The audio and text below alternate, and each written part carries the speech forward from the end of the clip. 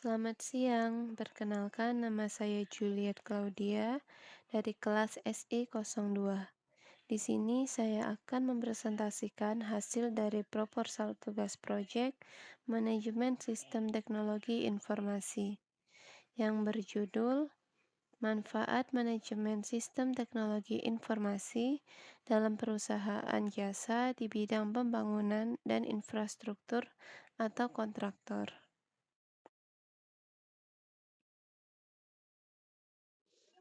Pertama-tama, diawali dengan pendahuluan. Teknologi informasi memegang peranan penting dalam menjalankan suatu organisasi, perusahaan, atau institusi. Dengan menggunakan teknologi informasi, Anda perlu menghadirkan akurasi, kecepatan, dan integritas pada satu sistem di perusahaan Anda. Selain itu, ia memiliki kemudahan untuk menyimpan, mengatur, dan mengambil berbagai data.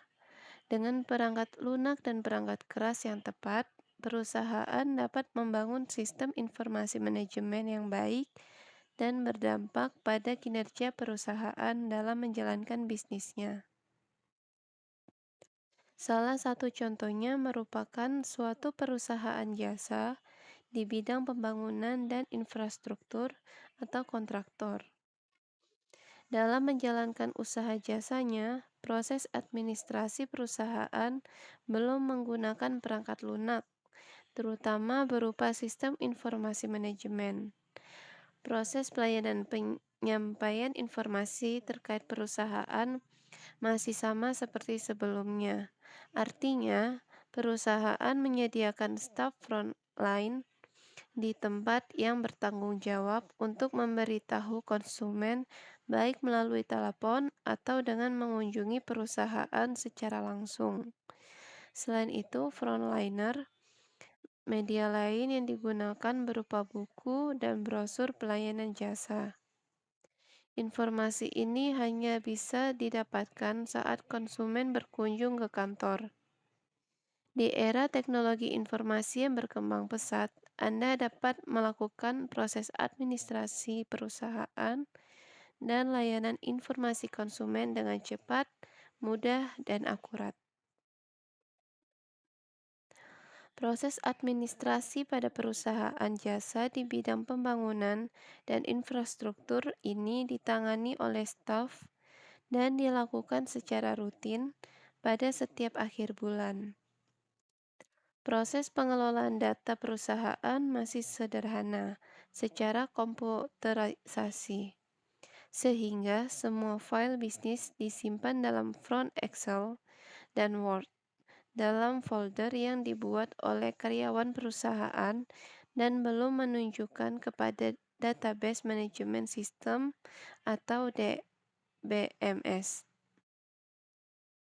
Dalam situasi ini, staf administrasi harus membuat surat-surat, meringkas data, dan memberikan informasi tentang perusahaan secara manual. Hal ini dinilai tidak efisien untuk menjalankan bisnis perusahaan karena memakan waktu yang lama. Dengan bantuan DMS yang dimaksud adalah program perangkat lunak yang dibuat untuk mempermudah dan mengefisientif pekerjaan yang berhubungan dengan pemasukan, pengeditan, penghapusan, serta pengambilan data-data perusahaan pada database. Sistem tersebut mencangkup bagaimana perusahaan melakukan proses pengiriman dokumen sehingga dapat menyelesaikan pekerjaan dengan cepat. Sistem ini juga menyertakan tanda tangan digital, sehingga direksi tidak perlu menandatangani setiap surat secara manual. Dalam proses tanda tangan digital ini, Anda dapat membuktikan kesehatan tangan Anda dengan mengarsipkan dokumen. Selanjutnya di bab 2 yaitu tinjauan pustaka. Yang pertama, manajemen sistem teknologi informasi. Menurut O'Brien dan Marcus tahun 2009, tujuan dari sistem informasi manajemen adalah: satu, menyediakan informasi yang dipergunakan di dalam perhitungan harga pokok jasa, produk, dan tujuan lain yang diinginkan manajemen. Kedua, menyediakan informasi yang dipergunakan dalam perencanaan, pengendalian, pengevaluasian, dan perbaikan keberlanjutan. Yang ketiga, menyediakan informasi untuk pengambilan keputusan. Ketiga tujuan ini menunjukkan bahwa pengguna perlu memiliki akses ke informasi, mengontrol, dan mengetahui cara menggunakannya. Informasi akuntansi berguna untuk mengidentifikasi masalah, penyelesaian masalah, dan penilaian kinerja, atau informasi akuntansi manajemen diperlukan dan digunakan dalam semua fase manajemen, termasuk perencanaan, pengendalian, dan pengambilan keputusan. Selanjutnya, manfaat dan kelebihan manajemen sistem teknologi informasi dalam sebuah perusahaan. Yang pertama, beberapa manfaat yang dapat diperoleh dari sistem informasi suatu manajemen dalam perusahaan jasa di bidang pembangunan dan infrastruktur di antaranya.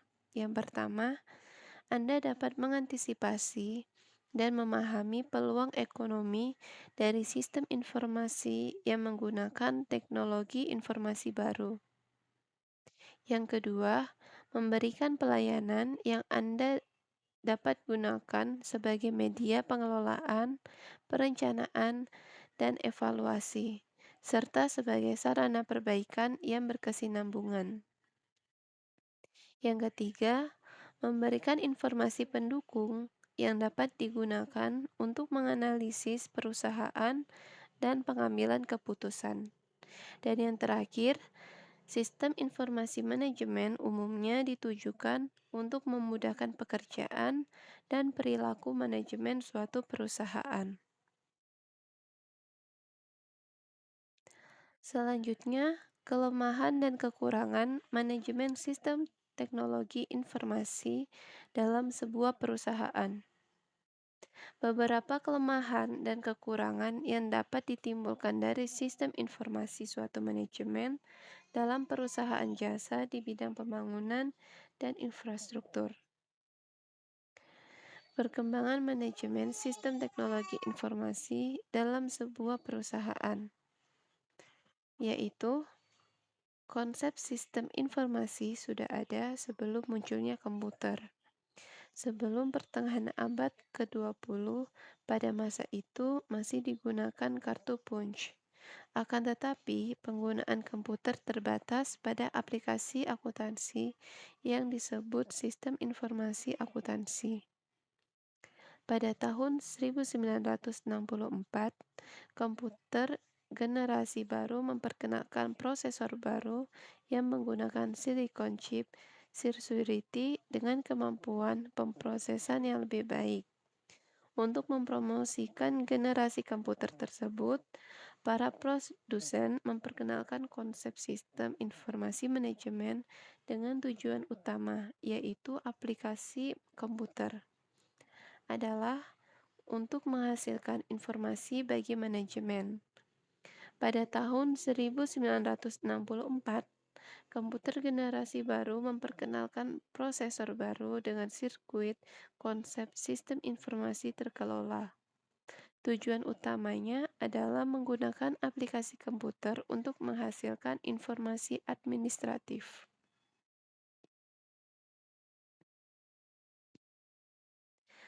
Kita masuk ke bab 3, yaitu metode. Yang pertama adalah desain penelitian. Penelitian ini menggunakan metode kualitatif dengan paparan deskriptif analisis. Metode ini dipakai untuk memperoleh cita yang lebih besar, menggali data melalui wawancara mendalam untuk memenuhi tujuan penelitian ini. sesuai dengan tujuan penelitian untuk mengetahui latar belakang dari manajemen sistem teknologi informasi dalam sebuah perusahaan jasa di bidang pembangunan dan infrastruktur. Pendekatan kualitatif dipilih untuk menyelidiki lebih lanjut cerita dari informasi untuk mendapatkan data yang dibutuhkan secara detail. Selanjutnya adalah identifikasi penelitian. Penelitian dilakukan kepada beberapa pegawai perusahaan jasa di bidang pembangunan dan infrastruktur tersebut, dan beberapa konsumen yang menjadi pelanggan perusahaan jasa tersebut. Yang kedua, arus dan proses penelitian. Dalam proses penelitian, kita bertanya tentang tanggapan mereka, bagaimana kelebihan, kekurangan, dan perkembangan yang ada pada perusahaan jasa tersebut.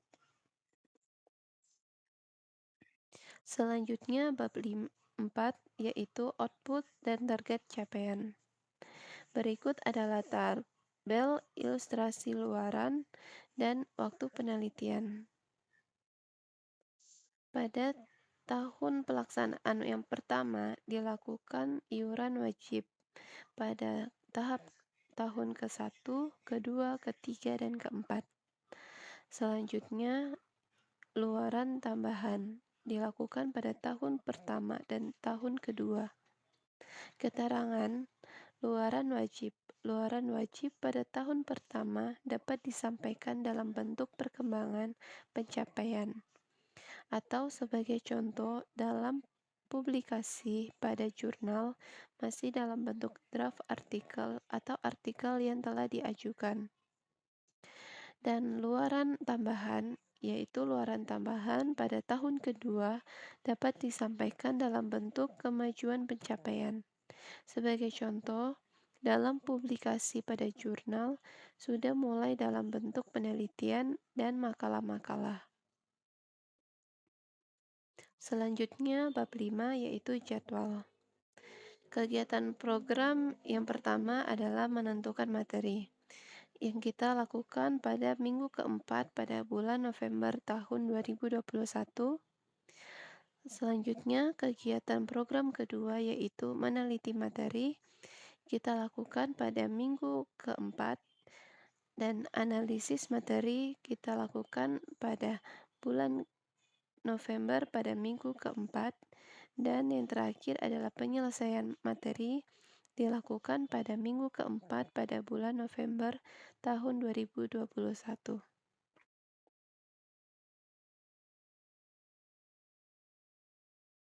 Sekian dari saya. Mohon maaf jika ada sepatah kata yang kurang berkenan. Sekian dan terima kasih.